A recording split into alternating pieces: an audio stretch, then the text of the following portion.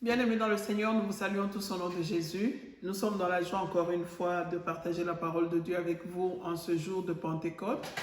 Un jour sacré, un jour anniversaire, comme moi je l'appelle l'anniversaire de l'Église, du corps de Christ. Le jour où l'Église est sortie en public, le jour où la puissance du Saint-Esprit s'est révélée au public, le jour où le monde a su que celui qu'on pensait avoir tué est réellement plus que vivant, parce que maintenant c'est sa puissance qui agit, même quand eux ne le voyaient plus. Il était déjà parti, mais la puissance du Saint-Esprit a commencé son œuvre le jour de la Pentecôte. Alors nous célébrons notre Dieu en ce jour, nous célébrons la puissance de Jésus-Christ, nous célébrons la puissance du Saint-Esprit, nous célébrons la puissance de ce que Dieu a dit qu'il va accomplir et qu'il a accompli, parce qu'il est le maître des temps et de toutes circonstances. La puissance de la résurrection de Jésus, la puissance du Saint-Esprit est agissant en ce moment dans ta vie, dans ton couple, dans ta maison et dans toutes tes entreprises au nom de Jésus. Voilà pourquoi nous sommes dans la joie. Les enfants de Dieu gardent la joie. Les enfants de Dieu sont dans la paix malgré tous les tourments. Il y a une paix profonde qui s'installe en nous parce que Jésus-Christ est présent, parce que son esprit est présent. Alors que Dieu vous bénisse tous de nous suivre nombreux. Nous allons commencer notre émission de ce jour sans plus tarder. Je vais passer la parole au pasteur. Que Dieu vous bénisse. Bien-aimés, que la paix du Seigneur soit toujours dans vos maisons et la joie de notre Seigneur de savoir que nous sommes sauvés, des enfants de Dieu. Christ vit en nous.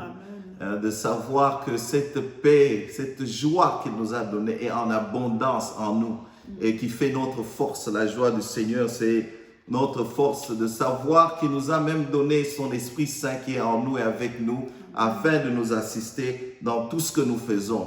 Une joie de savoir, bien-aimé, qu'il nous a donné sa parole et quand nous la lisons, elle nous instruit, elle nous rend sages, elle réjouit nos cœurs.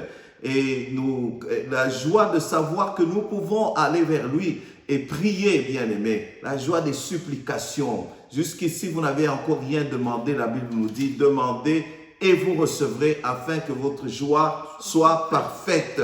Quand nous prions, soyons aussi spécifiques. Nous ne faisons pas toujours des prières du genre général. Béni, béni, béni. Quand Dieu commence à répondre aux prières que nous lui avons adressées, la joie est en nous. La joie, bien-aimée, de savoir qu'il a mis en nous la parole de la réconciliation. Nous faisons fonction d'ambassadeurs pour Christ aujourd'hui. Nous pouvons exhorter, comme si Christ exhorte par nous, et nous pouvons sortir, gagner les âmes. Et l'une des plus grandes joies que nous avons en tant que chrétiens, c'est quand nous gagnons les âmes. Il y a la joie au ciel. Une joie immense quand tu prends un homme et il appartient maintenant à Christ. Une joie bien-aimée. La joie aussi finalement de savoir que nous serons dans la joie éternelle un jour. Il reviendra et il est allé nous préparer une place afin que là où il est, que nous y soyons. Cela doit nous garder dans la joie malgré les problèmes que nous connaissons en ce moment. Certains ont perdu le travail, certains ont perdu des salaires, certains sont dans des difficultés, mais nous soyons toujours dans la joie de savoir que notre Dieu est avec nous. Alors aujourd'hui, c'était juste pour nous encourager. Aujourd'hui, nous commençons un nouveau sujet, toujours dans le cadre du mariage, parce que cette émission est à propos du mariage, la trajectoire du mariage. La trajectoire, mais nous pouvons intituler cela « Commencer ensemble », cheminer ensemble pour terminer ensemble. Commencer ensemble, demeurer ensemble, cheminer ou demeurer pour terminer ensemble. Nous essayons de comprendre la condition humaine. Si tous les couples au début ou même avant d'entrer dans le mariage, si tous les couples font un effort pour prendre ces enseignements, les conseils avant le mariage, il y a une chose que nous devons faire, que vous devez faire en tant que couple, c'est prendre le temps de s'étudier, de se comprendre. Je sais qu'au début, souvent ce qui arrive, c'est que je l'aime, elle m'aime, nous aimons le Seigneur. Est-ce que ça peut être plus compliqué que cela? Alors, entrons dans le mariage. Donc voilà, mais je crois que les couples doivent prendre le temps. C'est très très important de savoir que nous devons commencer ensemble. Commencer ensemble, savoir comprendre l'autre, tous les aspects humains de la personne qu'on épouse. Nous ne sommes pas spécialistes, mais vivant ensemble tous les jours, nous pouvons arriver à cela s'il y a l'intention de le faire, non pas seulement entrer. Savoir par exemple que le mariage est un combat spirituel, qu'il y a des réalités que nous devons connaître sur l'autre. Je ne dis pas aller chercher la vie arrière, mais ce que j'essaie de dire, ça va je vais donner ça à 3 niveaux. Au premier niveau, commencer ensemble. C'est-à-dire, la première des choses que nous devons faire, c'est essayer de voir le cœur de l'autre. C'est vrai, on ne peut pas voir le cœur. Mais quand nous lisons la Bible, nous voyons que l'homme est constitué en grande partie de son cœur. La Bible commence à nous parler du cœur.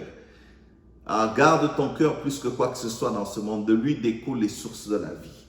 Et de l'abondance du cœur, la bouche parle.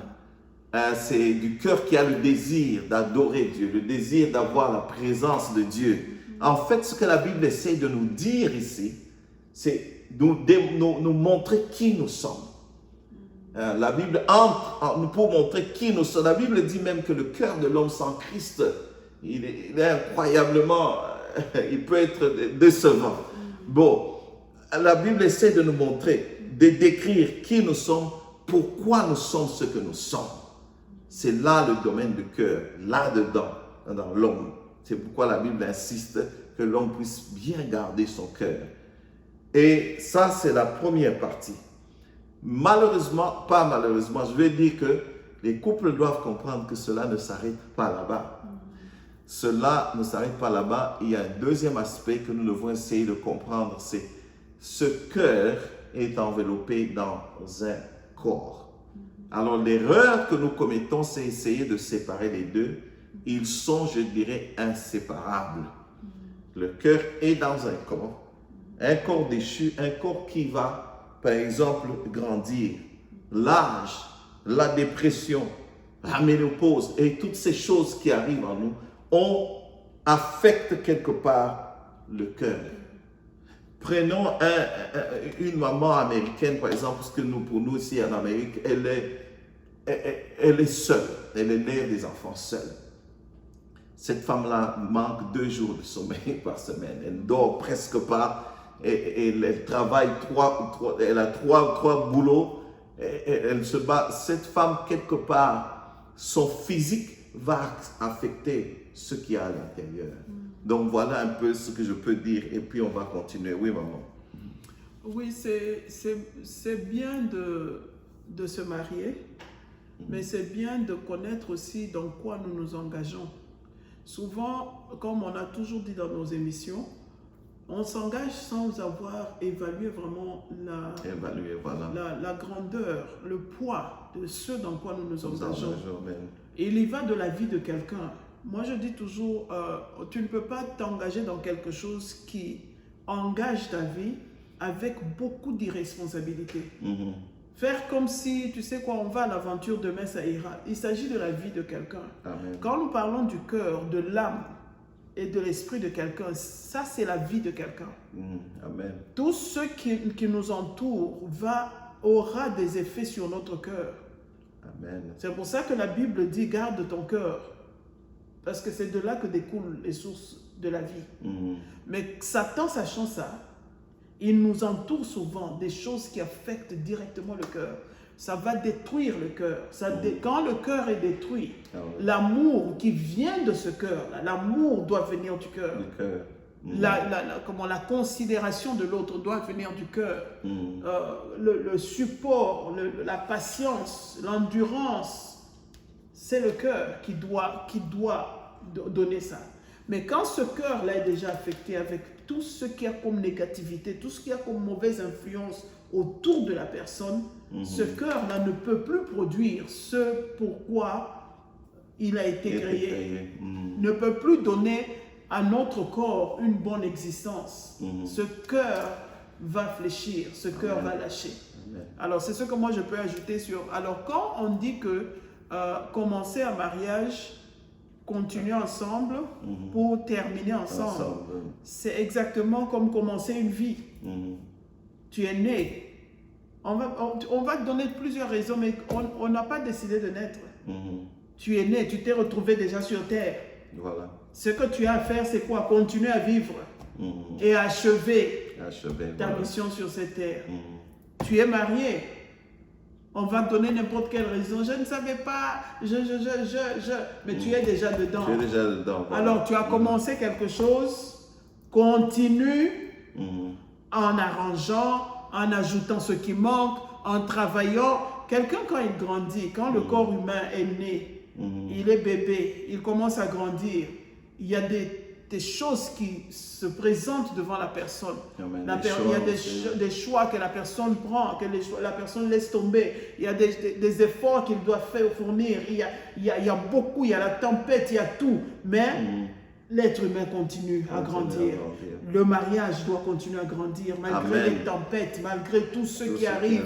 C'est à nous de décider de quel côté du mariage nous sommes. Si nous avons décidé d'être du côté de Satan, le côté de Satan, là, il est vraiment amer. Parce qu'il n'a pas aimé le mariage. Il est venu dès que Adam a trouvé sa femme. Il est venu se pointer pour détruire le mariage. Alors, il agit de la même façon jusqu'aujourd'hui. Alors, quand toi, tu t'engages dans le mariage, tu dois choisir de quel côté tu es. Si tu es du côté de l'amour, ça veut dire que tu es du côté de Dieu, eh bien, tu vas marcher comme Dieu veut pour que les choses marchent, pour que vous restiez ensemble, pour achever ensemble. C'est ce que moi je peux déjà être. Amen. Rester, comme maman dit, du côté de Dieu, cela veut dire que la première partie du mariage, la grande partie au début, c'est la partie fondation, nous pouvons dire. L'homme et la femme doivent à ce niveau chercher à comprendre le cœur, à comprendre l'autre, parce que comme je l'ai dit, la Bible décrit le cœur comme l'endroit qui montre qui nous sommes, en fait, qui nous sommes, la personnalité, là-dedans. Pourquoi nous faisons ce que nous faisons, pourquoi telle personne est de cette manière. Et cela nous donne une opportunité de commencer à aimer l'autre à ce niveau-là, pour essayer de le relever. Comme je dis toujours, que l'homme, par exemple, vient prendre la femme de là où elle est pour l'amener là où elle est. Tu ne vas pas parce qu'elle est parfaite. Jésus n'est pas mort pour nous parce que nous étions parfaits. Il est mort pour nous rendre parfaits. Nous venons au mariage avec cet esprit-là d'humilité et de sacrifice pour le bien-être de l'autre. Alors, on va faire un effort au début. La première partie, comme je dis, à commencer ensemble. La plus grande partie, c'est comprendre l'homme. Alors, j'ai dit le cœur qui est enveloppé dans un corps, comprendre après le cœur, comprendre ce qu'il y a autour, comprendre ce qu'est la femme, par exemple, physiologiquement, qui peut affecter le cœur. C'est que comprendre, j'ai cité même l'âge nous affecte d'une certaine manière. Le physique affecte le cœur. Et ça ne s'arrête pas là. Il y a un autre cadre que je vais ajouter, le cadre social, qui affecte et influence la personne, qui ne détermine pas nécessairement ce que nous deviendrons. Mais le cadre social, le cadre d'apprentissage, comme on le dit, nous affecte aussi d'une certaine manière. Les gens ont grandi dans des maisons différentes, où il y a eu la violence, où il y a eu des viols, où il y a eu des rancunes, il y a eu beaucoup d'abus, où il y a eu l'ivrognerie. Et ça a affecté. Étant enfant, on grandit avec ça. On entre au mariage, on est affecté d'une certaine manière. Alors, ignorer cela, ce serait une grave erreur dans le mariage. En essayant de comprendre, je donne un exemple. Une femme qui a subi le viol pendant son enfance, d'une certaine manière, naviguer autour de sa sexualité, ça sera compliqué. Il ne suffira pas seulement pour l'homme d'évoquer 1 Corinthiens 7 que le corps de la femme est... Non. Il y aura des difficultés à ce niveau-là, même du côté de l'homme. Alors, le devoir des couples, c'est de connaître ces réalités-là, ces dimensions de la vie, pour essayer tu as utilisé un beau mot au début, pas étudier, ça reviendra, pour essayer de comprendre l'autre et que cela devienne une opportunité d'aider la personne. Amen. Oui, maman. Oui, c'est très important. Comme je dis très bien, nous prenons la vie à la légère par moments, c'est ce que moi je trouve. Nous prenons vraiment notre propre vie à la légère et nous ne considérons pas la vie de l'autre. Nous pensons que la vie, c'est comme un jeu. Mais une petite erreur peut emmener quelqu'un dans la tombe. Dans la tombe, voilà. Quand nous parlons de ce qui se passe au niveau social, dans la vie de la personne, regarde comment un enfant qui a vu des viols, qui a vécu des viols, est affecté pour le restant de sa vie. Quand l'enfant a vu ça va plus loin. Quand l'enfant a vu la violence dans les parents, l'enfant est affecté pour le restant de sa vie. Il faut que vraiment la main de Dieu seule intervienne pour enlever ce que le diable essaie de mettre dans le cœur de cet enfant-là. C'est la même chose quand nous entrons dans le mariage. Quand papa dit que nous devons vraiment évaluer, regarder ce que la vie de l'autre représente, essayer de sonder les esprits, c'est pour avoir la paix nous-mêmes et donner à la personne avec qui nous nous engageons dans le mariage la paix. Parce que cette personne qui a connu tant de problèmes, c'est déjà dans la personne. Alors, quand la personne s'engage dans le mariage, la seule chose qui peut effacer ça, c'est la présence de Dieu au travers de l'amour. L'amour couvre une multitude de mal, multitude de péchés, multitude de blessures, tout.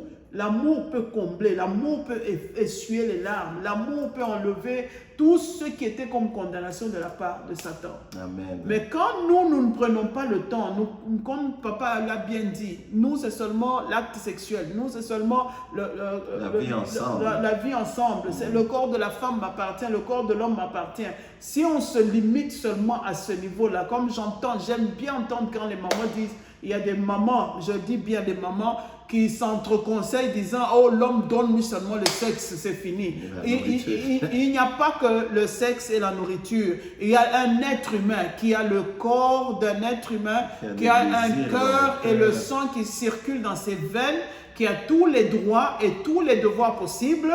Donc toi, il a des droits envers toi, il a des devoirs envers toi, elle a des droits, elle a des devoirs envers toi. Si nous pouvons raisonner à ce niveau-là, nous allons beaucoup nous aider pour notre propre paix. Parce que je ne peux pas continuer à s'aimer le trouble dans la vie de mon mari.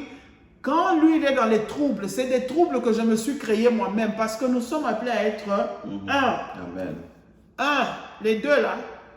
Il n'y a pas de séparation au milieu, vous devenez un. Amen. Alors quand nous sommes un et que moi je suis à la base de tous les troubles dans la vie de mon mari, ça veut dire que je me crée moi-même des troubles. Alors ça ne sert à rien que j'aille me plaindre chez Dieu. J'aime bien le pasteur là, qui avait dit à la femme qui venait se plaindre tout le temps, nous allons prier maman, tu t'es trop plainte de ta maison, de ton mari, nous allons prier. Mais avant de commencer à prier, raisonne bien, est-ce que tu n'es pas le problème dans ton foyer? Parce que nous on va chasser le démon qui tourmente ton foyer. Si c'est toi le démon, c'est toi qui vas sortir de la maison. C'est une façon simple de présenter la chose. On condamne, on pointe du doigt, c'est l'autre, c'est l'autre. Nous, on a toujours raison. Nous, on fait bien. Nous, on a grandi dans de bonnes familles. Dans nos familles, il n'y avait rien. C'est l'autre famille qui a des problèmes. C'est l'autre. On pointe toujours du doigt. Amen. Mais bien aimé, si nous posons pour regarder, comme papa l'a dit au début, il a bien dit, nous ne sommes pas parfaits. Si on était parfait, Jésus-Christ n'allait pas quitter le ciel pour venir sur la terre. Il n'y a personne qui est parfait sur cette terre. Chaque personne a une tache noire qu'elle cache très bien, qu'elle ne veut pas que les autres dévoilent. Mais Jésus sonde les cœurs et les reins. Amen. Lui qui sonde les cœurs et les reins nous parle aujourd'hui. Il nous dit, au lieu de regarder, de te justifier toi-même, te rendre juste, prends le temps de regarder au fond de l'autre et essayer d'aider l'autre à remonter la pente. Comme toi, tu trouves que c'est l'autre qui n'est pas bon. Essaye d'amener cet autre-là à devenir bon. Parce que la vie dans laquelle vous vous êtes engagé, quand on la commence, on l'achève. C'est ce que le titre d'aujourd'hui veut dire. Commencer ensemble, cheminer ensemble et terminer ensemble. C'est pour la vie. C'est pour la vie, oui. Oui, parce que quand vous examinez l'autre, vous regardez, vous constatez qu'il y a par exemple une crainte irrationnelle, une rage incontrôlable. Vous voyez des choses comme ça. Il y a lieu de s'arrêter et d'essayer de comprendre. En fait, ce que j'essaie de dire, c'est que chacun de nous a un contexte social.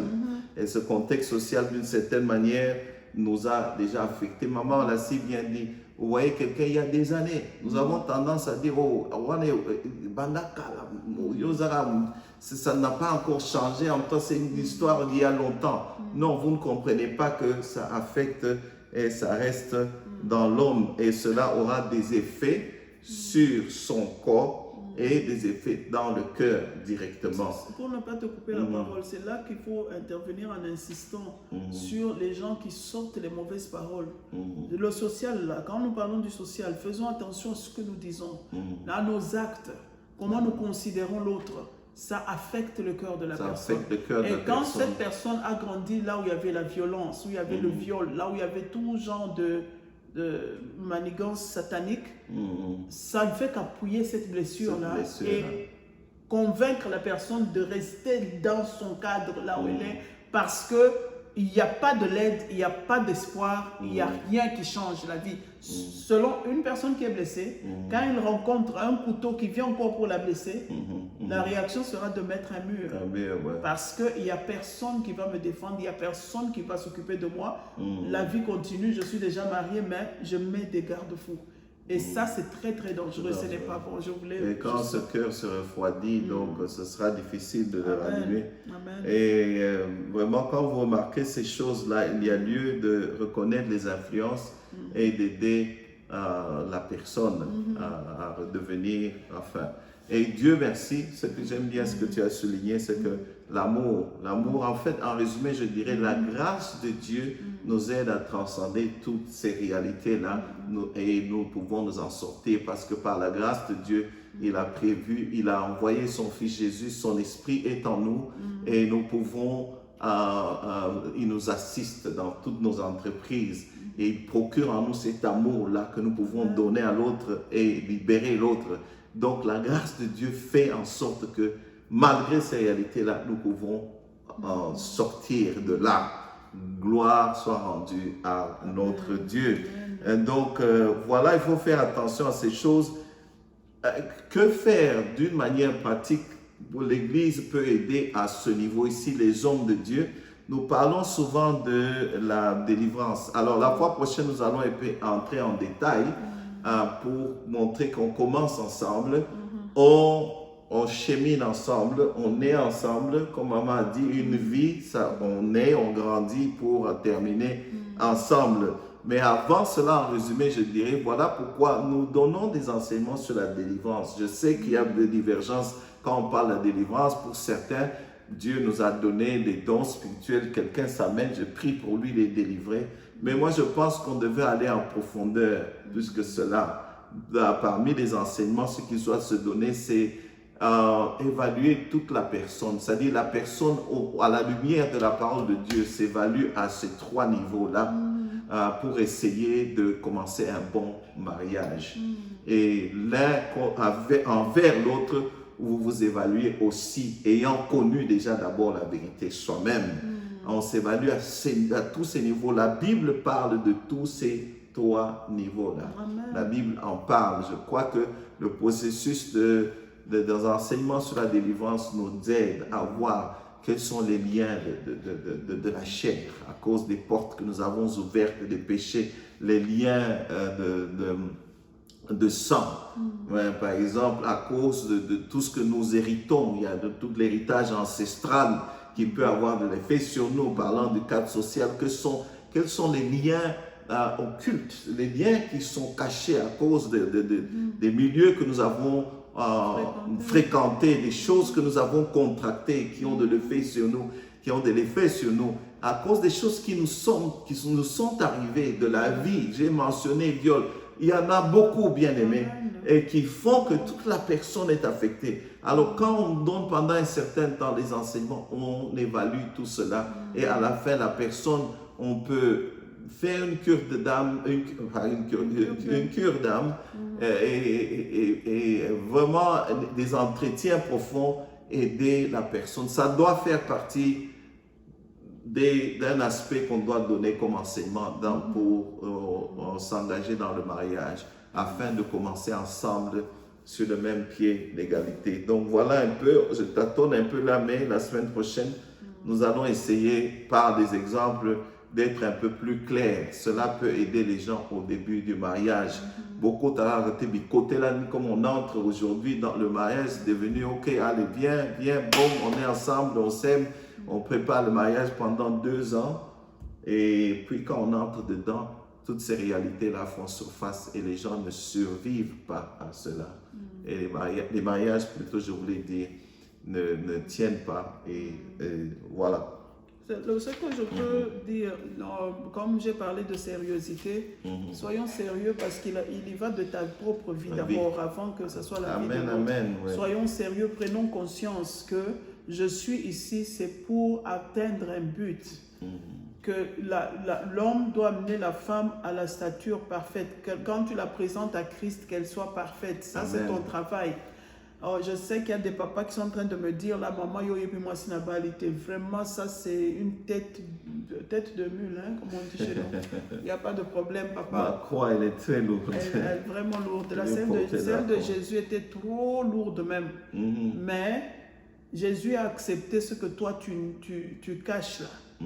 Parce que c'est vrai, on regarde madame est mauvaise, elle n'écoute pas, elle est mal élevée, mais toi, ce que toi tu es là, ce que toi, papa parlait bien de tout, ce qu'on a hérité, ce qu'on a contracté dans la vie, ce qu'on a vu quand on était à l'université, quand on était avec les amis, ce qu'on a fait, les portes qu'on a ouvertes au diable dans nos vies, et qu'aujourd'hui on agit. Un exemple que papa avait connu au séminaire, quelqu'un qui a tout fait dans sa jeunesse, il a laissé le passé derrière lui, et il est devenu un cadre, il venait faire des conférences dans les séminaires, parler aux étudiants, essayer de montrer comment on sort des problèmes et comment on arrive à réussir dans la vie. Voilà. Comme les Américains, on aime bien tout ce qui est positiviste, tout ce qui est... Hein? Et puis un bon jour, au bon milieu d'une conférence, ce qu'il voulait dire, c'est autre chose qui sort à sa place. Amen. Alors les gens commencent à se demander, mais est-ce qu'il se rend compte de ce qu'il est en train de dire? Non, un autre esprit parlait au travers de lui.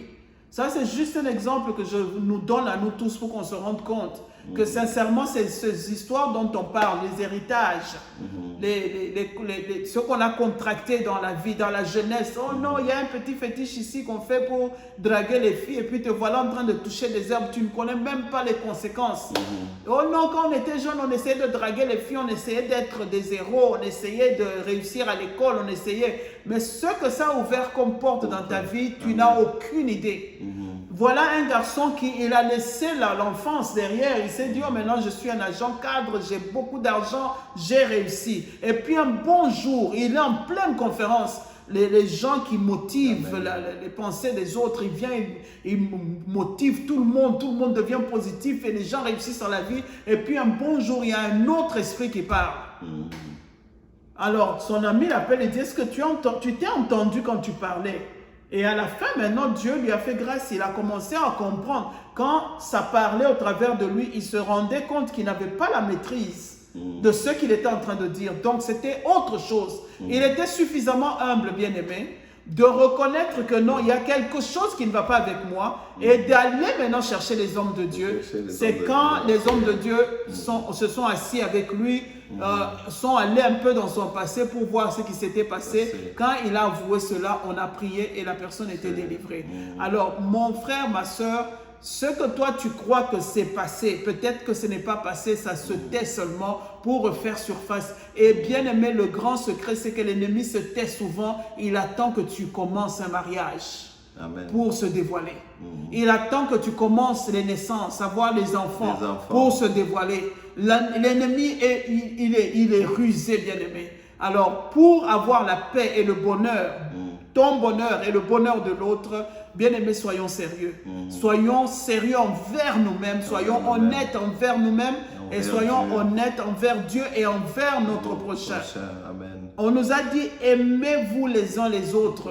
Si tu aimes ton prochain, tu vas l'aimer au point à l'aider à sortir de ses problèmes. Chercher son bien. Alléluia. Que Dieu nous bénisse tous en tout cas. Ouais, que Dieu nous bénisse. Cela, bien aimé, est très, très, très important. Voilà pourquoi aujourd'hui, nous allons nous arrêter là. Il y a beaucoup d'exemples, toujours au séminaire. Ne pensez pas que le cadre dans lequel nous nous trouvons va nous sécuriser d'une certaine manière. Comme on pense que le mariage, avec le mariage, tout ira bien, ça va arrêter. Il y avait une femme, encore toujours parlant du séminaire, là où nous avons passé beaucoup de temps. Elle est allée de papa en papa, enfant en enfant. Donc tout simplement parce qu'il y avait en elle des réalités qui faisaient qu'elle ne pouvait pas rester avec un seul homme. Après un temps, elle se sépare, et celui-là laisse un enfant. Après, alors elle se trouvait avec 3-4 enfants au séminaire, en train de chercher où déposer les enfants. Et il y a une autre qui pratiquement est devenue folle, vraiment au séminaire, en train d'étudier les choses de Dieu, prête à se marier, et subitement elle perd la tête. Et le mari ne comprend pas, ça peut être... Parce que nous, on pense que c'est au séminaire que nous aurons la délivrance. La délivrance, voilà. C'est à l'église. C'est quand je fais les choses pour montrer aux autres que je suis en train de servir Dieu que j'aurai la délivrance. C'est ça la grave erreur. La délivrance, c'est Tu dois être sincère. C'est ton cœur. C'est toi. C'est pour ça que Jésus demandait toujours, de quoi est-ce que tu veux être délivré. Quand toi tu dis à Jésus, est-ce que Jésus ne voyait pas ce que la personne endurait? Non, la plupart du temps, on veut être parfait, on est bien. Justement, On ne veut pas affronter ces choses. Même quand nous on recevait les enseignements, quand on aborde par exemple la sorcellerie ou quoi, je dis non mais ces gens ils exagèrent. Moi je quitte ces enseignements, c'est trop lourd. C'est l'extrême, on parle que des démons, on parle. J'ai suivi même des pasteurs qui disent qu'on parle, on ne fait pas l'apologie des démons. Non, nous ne faisons pas l'apologie des démons, loin de là, mais la Bible en parle. Voilà pourquoi nous en parlons. Et évidemment, nous ne restons pas à l'extrême où tout est attribué aux démons, mais la plupart de ce que nous faisons bien ces pasteurs de l'effet. Comme ça. Mais même quand on parle de Jésus seulement, ils n'écoutent toujours pas.